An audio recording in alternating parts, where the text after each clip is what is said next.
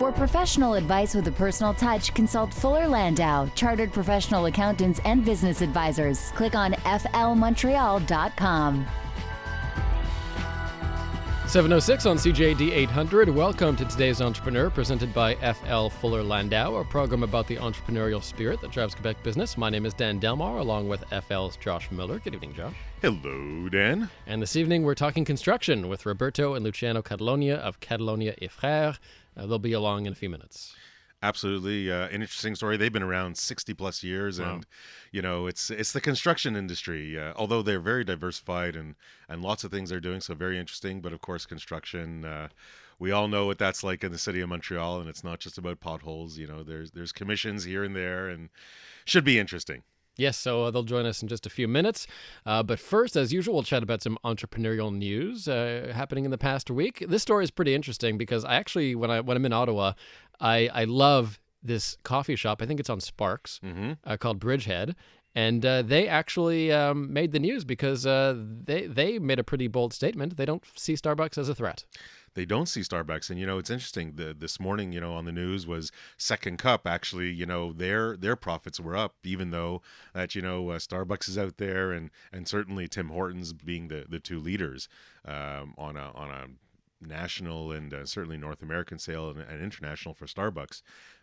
Bridgehead, they are basically clinging to the local community. They're saying, you know what, Starbucks, Second Cup, Tim Hortons, whatever you are, you don't connect with the community like we connect with the community.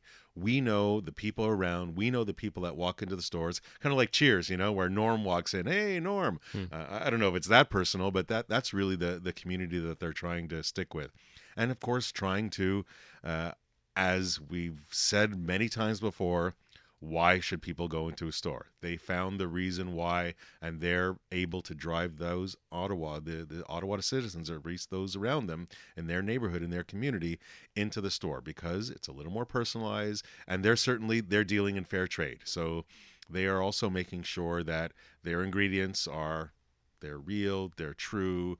There's no problems with them. There's no potential scandals as much as they can realize or follow up anyways. You know, and then trying to help communities in third world countries. So I think they're trying to buy coffee from Rwanda or other faraway places where they're trying to, they're at least hoping that it's fair trade, and that's what they're doing to drive people into their store. And they say, you know what, Starbucks, you know, come after us, but we know our community and we're going to be tried and true. And they've been around for quite a number of years. And from what I remember, I was there maybe about a year ago. Very good products, a bit more upscale, a bit fresher. Is that perhaps really the ultimate strategy for competing against these giant fast food multinationals? It's not mass produced. It absolutely has that more homemade feel. And as they get to know the community, they're also expanding in their product line and offering different foods and different beverages. I even think they're doing some microbreweries that they're starting with. So they're really trying to appeal to the various crowds. And when you're open all those hours during the day, well, who wouldn't want a beer at 9 p.m. maybe instead of a coffee? Mm-hmm. And it's where the politicians go. It's right near Parliament too. So. It's right near Parliament, and they stay close to their community. Yes, and then very much in need of caffeine. A new app hoping to get carpooling to catch on in America, and it's not Uber. It's not Uber. Blank Ride. And I guess the interesting part of the story isn't so much the app itself. I mean, there's great apps, you know, and Uber's trying to do the carpooling and Lyft and all that. But the interesting part of this story is really its international flair. This is an immigrant that's in Canada that is using investments from Venezuela and from outside of the country. A Venezuelan is also a partner, and they're using this app in Venezuela as well to try it out. They really have an international flair to this company because it's not just Canada, it's not just North America. There's so many other areas in the world that have absolute traffic congestion that we're not even aware of that absolutely needs this type of software. So this is a story about teaming up. This is a story about teaming up not only Canada but Venezuela and wherever else they can find their investors.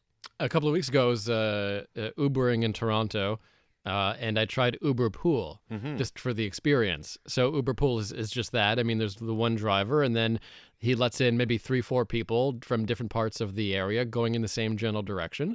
And it's really the innovation of carpooling. Do you see this becoming more popular? Just people using their cars and maximizing literally the time their cars are part of their business? I think so. I believe that it's really going to be, there's always going to be a demographic that's going to not mind carpooling. There's always going to be a demographic that will want it a little bit cheaper, and maybe that relishes the conversation with strangers, if you will. I think if for the average business person, and whether it's Toronto, Montreal, I don't know if they're going to want to share the ride. It's probably an affordability thing here or there, but there's no doubt that when we look at Blank Ride, the article and the company that we're talking about now, it was really started at University of Toronto. And the university population was the one that kicked in first and really got onto this program. But why? Because it's university crowd, and their dollars are absolutely limited. There's no question. So the car ride, the car sharing, the pooling service is something that's more economical and safe. Shopify, interesting story for a couple of reasons. One, it's going into the podcast business, and two, they're actually opening up an office here in Montreal. They want to have about 150, 200 employees, and this is becoming a more and more popular app. They have grown absolutely tremendously. Shopify is basically, it's a software that any retailer can use to sell their wares, sell their products, and what have you. And they have absolutely grown tremendously. There are hundreds of employees. They're, as you say, Dan, they're opening up in Montreal, but more importantly, and what the story is really focusing on, is how they're getting their message out. Their choice of media to make sure that the people get to know who they are and what they do. Podcasts. Dan, you are most familiar with it, I'm sure, through Provocateur, how people, they don't necessarily want to read anymore. They want to listen. They want to hear. I mean, videos, little short clip videos. There's no doubt that is absolutely where we are today. And podcasts for sure, because listen to it in the car, listen to it where you don't have to read it. You can kind of have it in the background, but it can still drone in or drill in the message that you want it to get. Yeah. Very convenient too, and I'm seeing a lot more demand from clients because it's easily consumable. You can take it wherever you go. Not like a video that you have to sit there and watch. You can take it while you're running and while you're working, and it's one of those. It's cliche really, but content is king, right? And podcast is a very easily consumable form of content, and fairly easy to create. I mean, they're not 10, 20 minutes long all the time. They're usually pretty short, or often they're pretty short. So it's usually pretty easy to create. All right. I can't believe Etch-a-Sketch still exists. Dan, this is, in the last few weeks, we've had the resurgence of bubblegum machines. We've seen, there's Rubik's Cube that's always out there. We've seen vinyl records that we've been talking about making a resurgence. Etch-a-Sketch, it's almost like the classic toys or is absolutely hitting a new stride in the market. And there's always, even though technology is superseding everything else, you're always going to have these classic items that will always be able to sell. So don't always throw away your old items, that old Rubik's Cube or that old Rock'em Sock'em match. You never know when it's going to come back into flavor. And they've sold, the company that makes Etch-a-Sketch sold to a Toronto toy firm. It did. Well, this Toronto toy firm, I guess, apparently has big plans for they didn't really talk about it too much. The deal wasn't really disclosed very much, but there's no doubt that there is somebody that's going to cling to this classic tool and toy that I think I might still have one downstairs in the basement somewhere. I never had one that worked. Oh, you just couldn't draw well on the Etch-a-Sketch. Possibly. You needed Toy Story for that inspiration. I may have gotten some water in there too somehow. So, coming up next, we'll talk some construction with Roberto and Luciano Catalogna of Catalogna et Frères tonight on Today's Entrepreneur. For professional advice with a personal touch, consult Fuller Landau, Chartered Professional Accountants and Business Advisors. Click on flmontreal.com. 7:18 on Today's Entrepreneur, inspiring stories from outstanding business people. Dan Delmar and FL Fuller Landau's Josh Miller with you. And this evening we're talking construction with Roberto and Luciano Catalogna of Catalogna et Frères. And guys, welcome to CJD. Thank you. Thank you. So first question, real easy. Tell me about Catalogna et Frères. How long have you been in business, and what is it that you guys do? Catalogna has been founded since 1957. It's a family business.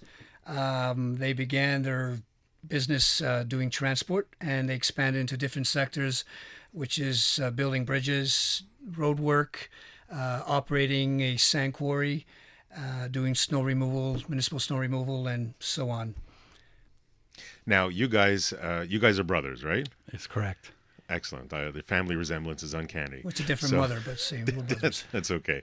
But you haven't, I mean, as you said, the company's been around decades and decades. You didn't start right at the beginning. So what was it? Was it your parents, your uncle? Like, who was it that began? And then when did you guys get into the picture? Yeah, the original founders were three brothers. My father, Umberto, my uncle, Paulino, and my other deceased uncle, Ltée. They were the pioneers of this company, the founders of the company. And we, in 1991, our control of ownership was transferred over to the new generation, where we're six cousins, which is my cousin Livio, my cousin Tony, Rico, and Vito, and myself and Luciano.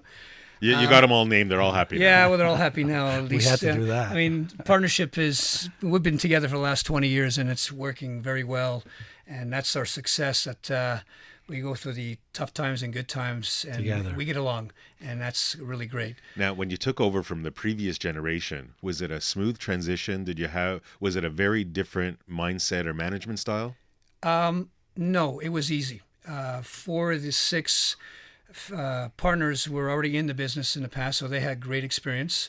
My brother and myself, we moved into the company after our own respective professions, and so putting the whole group together, we just continued the company model of what the original founders were doing. We just kept on doing what they were doing, and it just expanded to different areas and different sectors. Now, it was the three before, and it's the six now. Yep. Is there a lot of overlap in roles? Do you guys have really different I guess, responsibilities? Yeah, we do. We each have our own responsibilities, and I guess that's part of the success, why we get along so well. We all take care of different divisions and different responsibilities. We do meet, we congregate, we meet weekly and discuss each other's departments and issues and make decisions together, but we don't really... What happens when you disagree? Well, what we do is when we disagree, we argue. And there's being You yell a few things. And there's being Typical times times. we like to yell at each other. And then we come to agree at what we disagree, and then we set up a meeting to have a great glass of wine, a great good plate of pasta, and then we move on to the next issue. We get along. Bottom line is, we do always agree to whatever issue is been discussed and which we disagreed, and come to an agreement. Do you feel that, after a certain time, I mean, you guys are informal, you're family, you've known each other forever. Do you feel that there's a requirement at some point to have some formality to any of these meetings or discussions? Whether it's just the six of you, whether you invite outsiders in, or is it just works for you to be that informal and kind of doing things on the fly? I think if the meetings are truly within the six partners, it could be a little bit more informal, but when we have other employees or professionals in our meetings, you do have to set some kind of precedence and make it a little bit more professionals and follow certain agendas and protocols. But we do also have an agenda. So when we do have our meetings, we do follow a protocol of what areas needs to be tackled and follow through on any outstanding issues from the previous meeting. So there's a lot of accountability within ourselves. Yeah. And I think that's the success, that we do follow through, and we're serious and we're passionate what we do. And like I said, we get along. Today's Entrepreneur on CJAD with Roberto and Luciano Catalogna of Catalogna et Frères. For professional advice with a personal touch, consult Fuller Landau, Chartered Professional Accountants and Business Advisors. Click on flmontreal.com. 7:24 on today's Entrepreneur. We're joined by Roberto and Luciano Catalogna of Catalogna et Frères. They do construction, snow removal, and more. Guys, how has the industry changed over the past few years? We see, of course, issues federally, now with more deficits, perhaps a reinvestment into infrastructure. Do you think that might cause a bit of a boom in the construction business? Absolutely. I mean, with the money where the government's promising to put back into our infrastructure, as you see, you could be driving on the 2 and 20 or the 40. The roads are in such poor shape. So there is going to be a lot of work in our industry in the next 5 years, and we just need to now be able to deliver and continue, executing our work. Over the last 20 years, there's no doubt. I mean, there's been material changes. There's certainly technology and software. Luciano, I think you're more on that side of it. Maybe you can kind of describe a little bit those major changes and what you guys did to kind of overcome or stay with the times. For sure. I mean, from 20 years ago till today, there's, like you said, technology, softwares to be more efficient, more precise. We use estimating softwares, which makes you more productive and efficient out there. But there's been a lot of change in. And materials, like, I mean, are you still using the same materials today as back then, or have there been a lot more refinement? Certainly technology. Steel might be a little lighter or what have you. So what kind of has it depends. pushed I mean, you? in the civil works, raw materials are pretty much the same materials from the last 20 years. If we're talking building materials, when we're doing buildings or things, there's been a lot of changes on building envelopes, being more efficient. There's a lot of changes, and when we have a division that does manufacturing, but we'll get into it maybe a little later, and there's been a lot of changes in that. Now, there's no question I don't know where your materials. You buy it from all over the world. Where do you focus your purchases in? Locally. More locally? Locally. Yeah. So if you find price pressures and increases, whether it's the U.S. dollar because there's something coming in from overseas or anything, do you ever see anything like? Has there been a lot of price pressures over the years that you've seen? There's no effect on the raw material. The only effect that we have would be fuel is always an issue, where we have no control, and when you're doing any acquisitions of machinery where everything is in U.S. dollars. So, the U.S. is so high.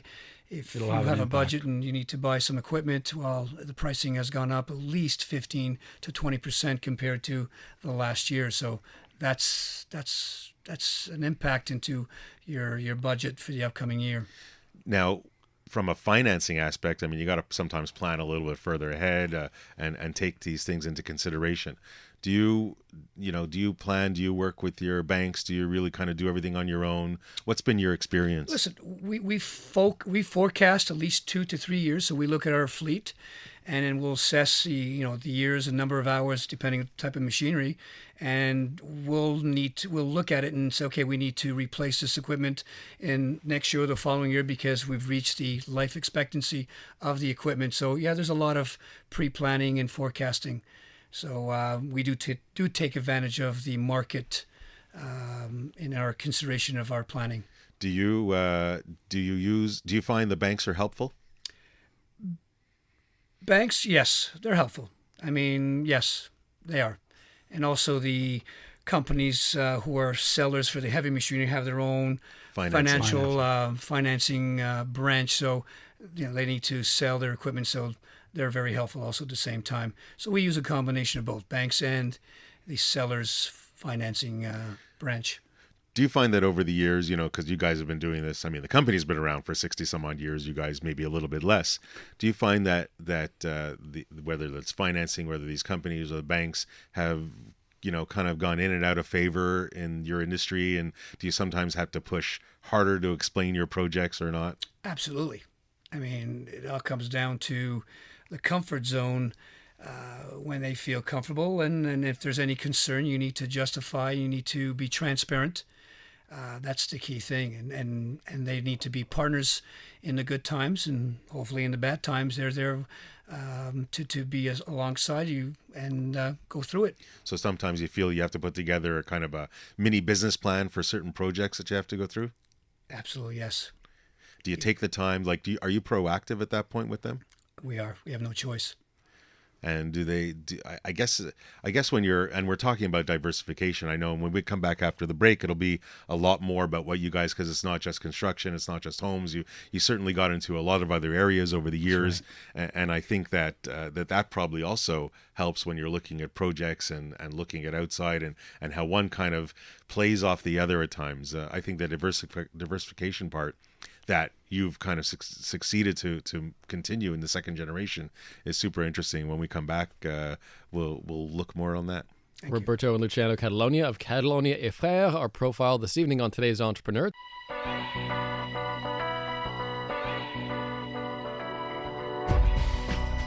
For professional advice with a personal touch, consult Fuller Landau, Chartered Professional Accountants and Business Advisors. Click on flmontreal.com.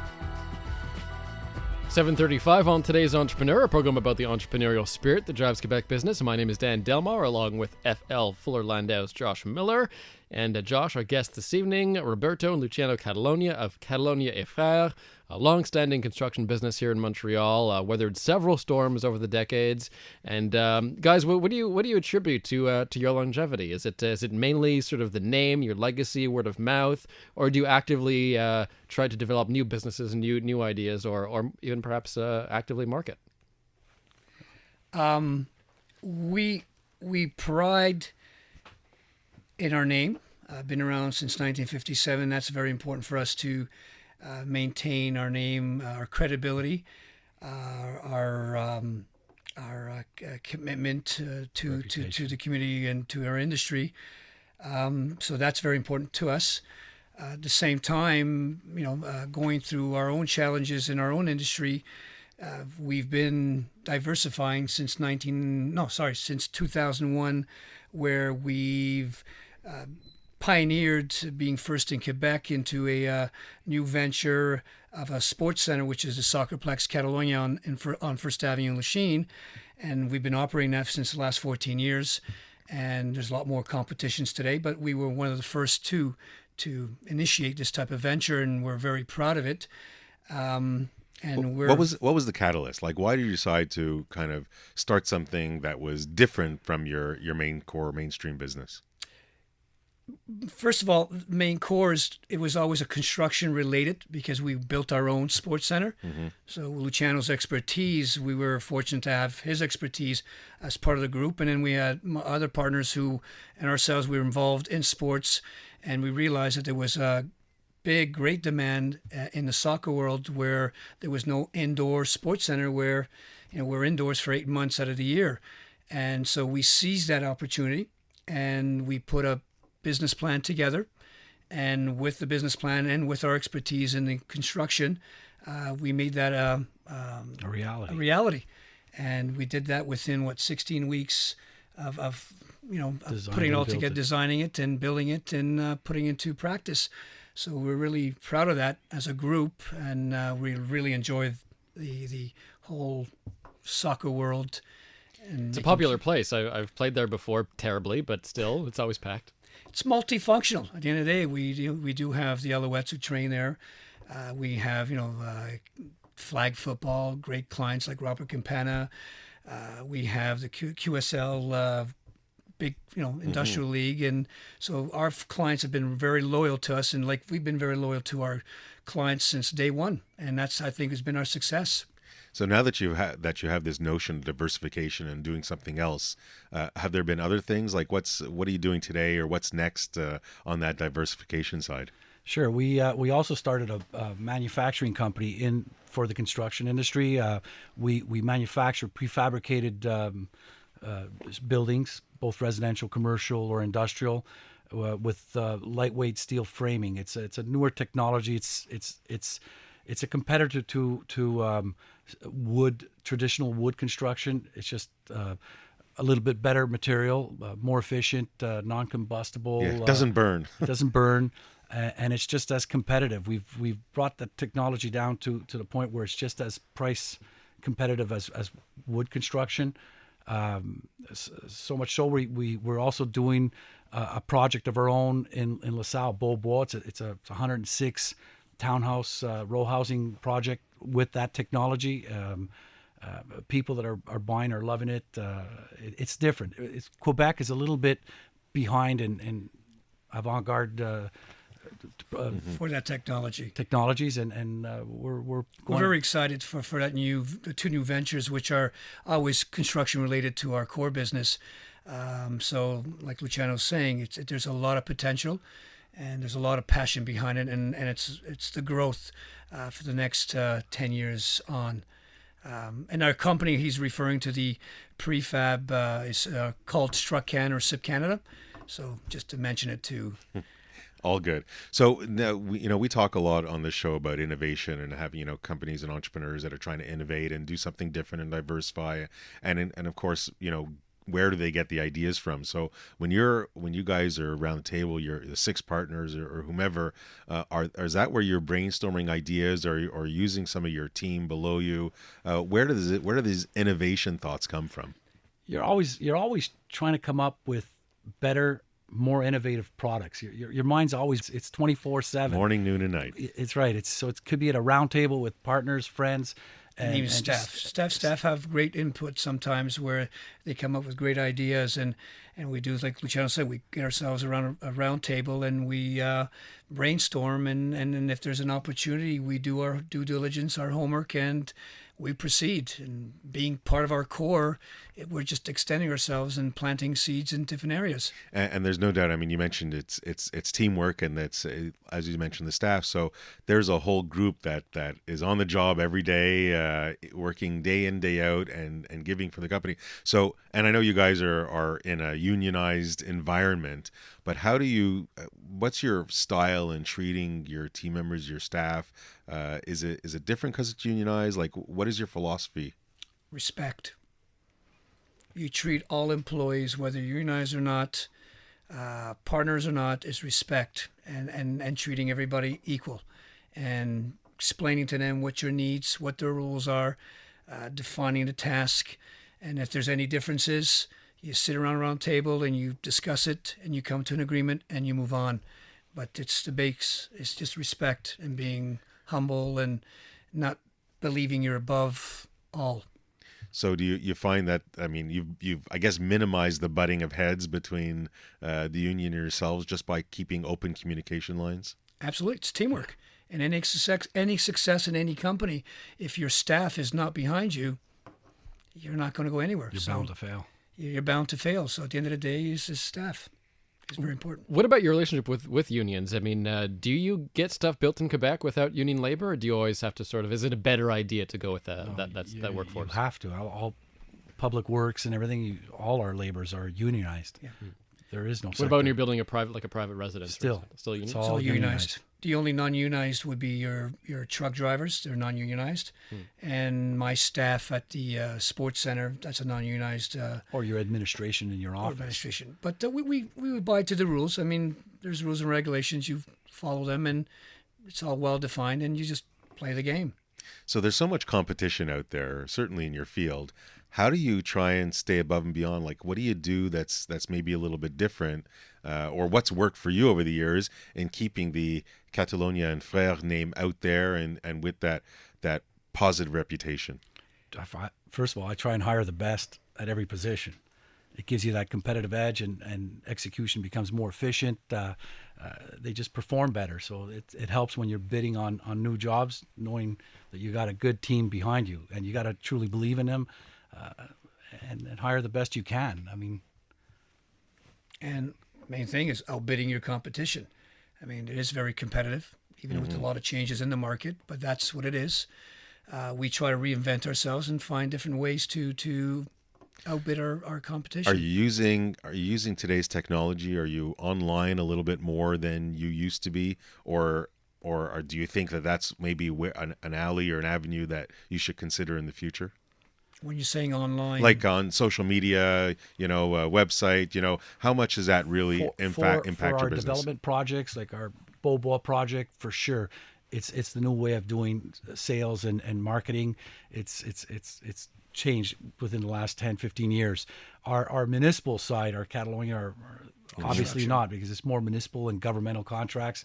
It's conventional. No, you're limited on what right. you can do it's there. Public for sure. tendering, so it's all But posted. our manufacturing company and our development company, 100%. There's new ways of marketing. Online is a big factor. Roberto and Luciano Catalogna of Catalogna et Frères with us this evening. We'll have their one piece of advice for today's entrepreneur on the way. Also, tax partner at FL, Ernie Furt, on real estate, renting, buying, and some potential tax advantages there. That's on the way. For professional advice with a personal touch, consult Fuller Landau, Chartered Professional Accountants and Business Advisors. Click on flmontreal.com. 7:49 on today's Entrepreneur, inspiring stories from outstanding business people. Dan Delmar and FL Fuller Landau's Josh Miller with you. Roberto and Luciano Catalogna with us of Catalogna et Frères. We'll have their one piece of advice for today's Entrepreneur on the way. But first, Ernie Furt is with us, tax partner at FL. Welcome back, Ernie. Thank you. And this evening we're chatting a bit about real estate and how to take advantage of some tax savings. And not only that, but how to comply, because as we all know, the government loves forms, and although the reality is they really just want everybody to report so they can get their fair share of their tax dollars. So Ernie, what's the latest? What has the government come up with lately that people really got to be aware of? If you're in the construction business and you engage subcontractors to perform work for you, you have to ensure that you have compliance certificates with the government. This thing comes into play next week, March 1st. So what these certificates do is they say that the company that you're engaging is A, RBQ registered, and B, it's in compliance with all its tax obligations, including payroll, GST, QST, and income tax. Now, is this for any and all size contracts? Is it for? It's only in the construction business. Like, what are some of the criteria? It's in the construction business. Let's call it commercial construction for argument's sake. If you're going to go ahead and engage a company to renovate your home or your kitchen or something like that, you don't have to go get a compliance certificate. But on the other hand, if you own an apartment building and you decide to do a renovation on the apartment building, whether you change all the windows or whatever, we're still unsure as to whether you need it or not. So what I would say is in the event where you're unsure, ask the subcontractor for a certificate. If it's a business and you are engaging in some business that you have this rental revenue or what have you, then chances are the form is going to be required. It's going to be required. It may be required, and it's better safe. And it's a simple thing, because these people who are RBQ registered will know about this situation, will have this form, will give it to you. You can check the validation of the form on the MRQ website, just like you check right now a QST number to see if the QST number is valid. And you can go and look. And you do it for every 3 months, but the contracts have to be over $25,000. So there is a minimum threshold. It's not for every couple of grand here or there. No, at least they do that. So it's $25,000 there. And this thing applies equally in placement agencies. If you need temporary help, and again, it's also a $25,000 threshold. Now, is this kind of in line, or does it follow? We know that individuals or businesses have to file this form, this Quebec form, where they have to outline the labor that they're using on some, like the TP maybe 1086 form. Right. So maybe you can elaborate on that, because that's been in existence for a number of years. That's been in existence for many, many years, and it's probably one of the areas that people comply the least with. They haven't, and hopefully nobody from Revenue Quebec is listening, enforced it over the years. But theoretically, if you do repairs and maintenance to a rental property, you have to provide a copy of this form that indicates the guy's GST number, QST number, name, address, etc., and how much you paid him. And listen, this is all so that, of course, Revenue Quebec, they all want their dollars. They all want to make sure that people are reporting. So we understand it, but of course the compliance is absolutely huge. I know there's also, Ernie, when we come back from the break, we'll probably talk a little bit about change of use. There's a lot of people that have their homes, their duplexes, they live in it, they renovate it, they want some rental income. Certainly they want to add dollars to their pocket. I know there's some challenges and rules that come into play. So when we come back from the break, we'll chat about that quickly. Plus, Roberto and Luciano's one piece of advice for today's entrepreneur. That's next. For professional advice with a personal touch, consult Fuller Landau, Chartered Professional Accountants and Business Advisors. Click on flmontreal.com. Roberto and Luciano Catalogna's one piece of advice for today's entrepreneurs on the way. But first, Ernie Furt, tax partner at FL, talking about real estate, Josh. And there's a lot of people in Montreal that have kind of change. They own duplexes. They've lived in part of it. They lived in all of it. They want to switch. They want to renovate. They want to get some rental income out of it.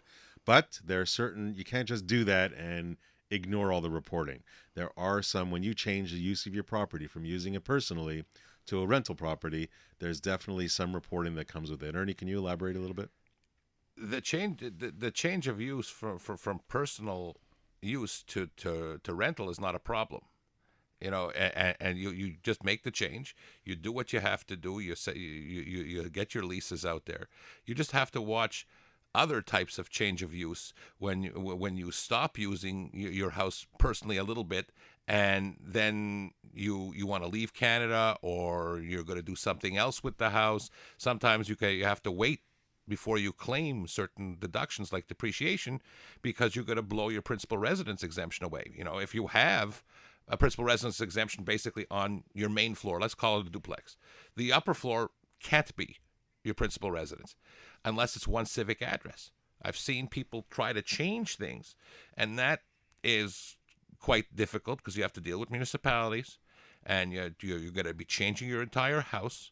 And at that point in time, you may have a disposition. So even if you're living in the entire duplex, but it's still two civic addresses, you might have a big problem still. You have a problem, and it depends what you've done to it on the inside. And hopefully, if you've done anything on the inside that changes it from a 2-unit place to a 1-unit place, you've got the proper permits and stuff and in order to make that renovation. Now, when you're going back, you've rented out something, it's been part of your rental income, but now you want to use it personally. What happens? What do you got to do? What do you got to tell the government? What piper do you have to pay? Well, there's the change of use. It's a deemed disposition that could cost you. Okay, that's what you have to be careful on. So you make that sale. You're selling it to yourself, and you're changing it from a revenue producing property to a personal property. So you just have to take a look at what you're doing and consult with people and make sure you're doing it right. And you're incurring expenses. Residential, when you're talking residential, you're not a GST registrant, so you're not going to recover the expenses. A lot of people, what they do today is they go out, they buy a property just for purposes of buy, renovate, sell. So buy, renovate, sell. They're not necessarily builders per se. They're not doing what's called a substantial renovation, where they're effectively gutting the property to its 4 bare walls and then rebuilding it, because at that point in time, it is new construction, and it is a new construction for GST, QST purposes. So that's one thing you got to be careful of. And then these guys do, buy, renovate, sell, and they keep doing 2 or 3 a year, and they claim capital gains treatment on their tax returns on that. So that's a problem too, potentially, because eventually it's a business.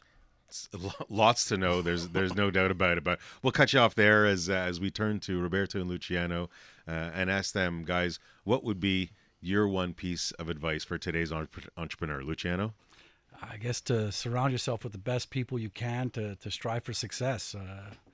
Unity is a force. Surround yourself with the best you can. Thank you. Roberto? Have fun and have passion, whatever you do. Excellent. Dan, we've heard a lot about the story, but it's a lot, of course, we haven't heard because there's so much to tell in your 60 plus years that you've been in business. But I think the one highlight that I'll address, and we've seen it a lot with entrepreneurs, is that diversification. That they're in construction for a long time, but you know what? It wasn't enough, or they needed to find more. It was better for the business as an overall to find more. It was a better challenge. And as an entrepreneur, you keep wanting to do that. So kudos to them. And thanks, guys, for being part of the show. Thanks Great for story. having us. You guys. Roberto and Luciano Catalogna of Catalogna et Frères. Thanks, guys, for stopping by. Thanks to Ernie Furt, tax partner at FL. And back next Monday night at 7 p.m. here on Newstalk Radio CJAD 800. The Exchange, hosted by Dan Spector, is up next.